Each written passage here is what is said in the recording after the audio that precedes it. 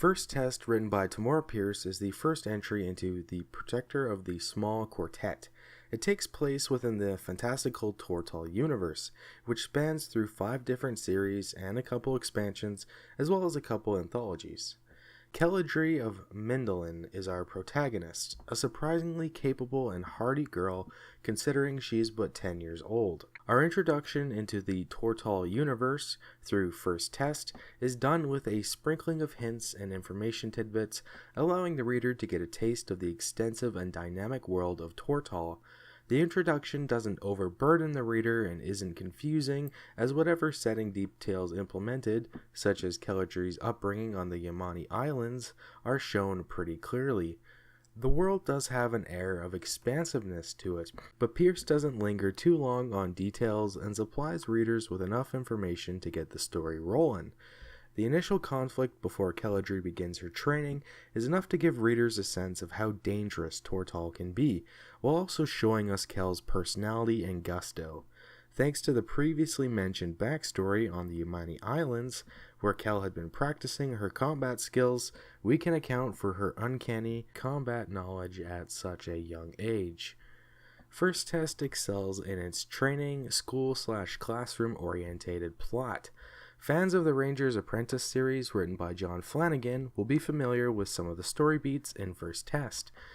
I wouldn't say that First Test breaks new ground, as it does follow along an archetypical and perhaps well-traveled path. All that said, First Test does what it sets out to accomplish, which is to deliver a pleasing reading experience, less of a path and more of an esplanade. I'm also mindful that First Test was first published in 1999, around when the school/training tropes were quite popular in young adult literature, Harry Potter being one of the major flagships of that subgenre.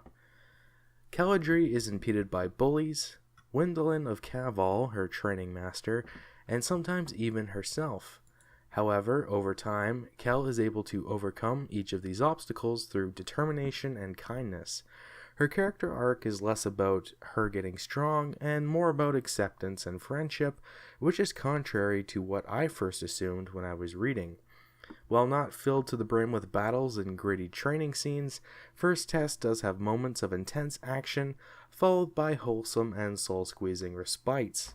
It makes for a pleasurable, home-cooked reading experience. There are small moments of magic and the arcane in First Test, but these are kept on a low simmer throughout the series.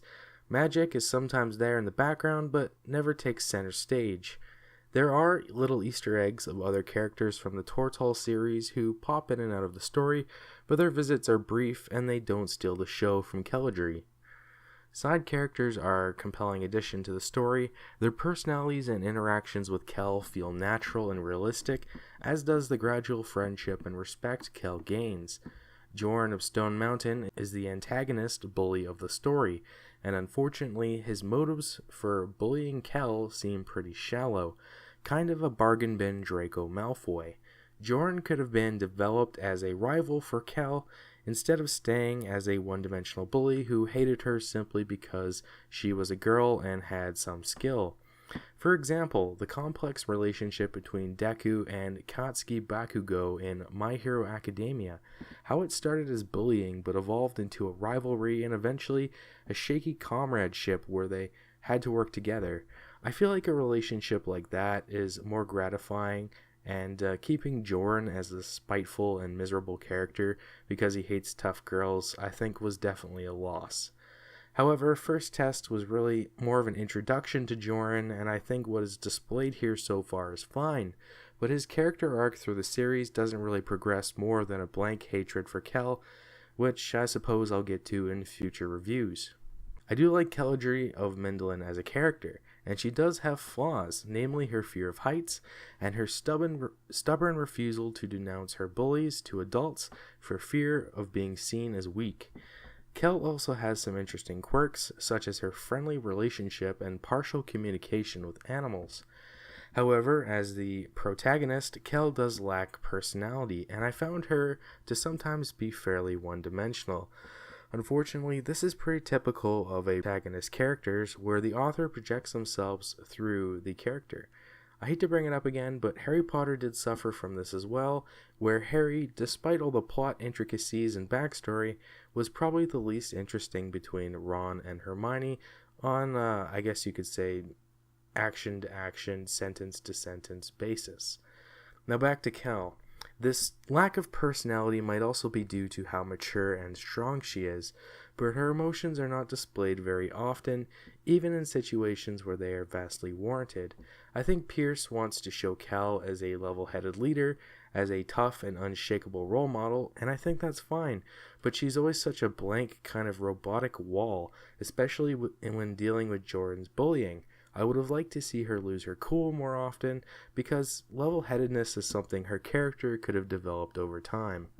The quality of the prose strikes a bit of a balance between simplicity and detail, and I do think that Pierce's voice comes through the page while reading, but it's fairly unobtrusive and manifests itself in a positive way, especially when Pierce is describing specific things such as birds, horses, and people through the adventure. The prose style leans more towards specificity, so readers are unlikely to be confused when reading. The conclusion is tense, and it does tie together the themes of friendship and acceptance nicely, leaving ample room for a sequel. For rating, it's fairly straightforward, but nothing is inherently wrong with the way First Test is written, and thus would make for a relaxing read or a good book to give to younger teens as an entryway into the medieval fantasy genre.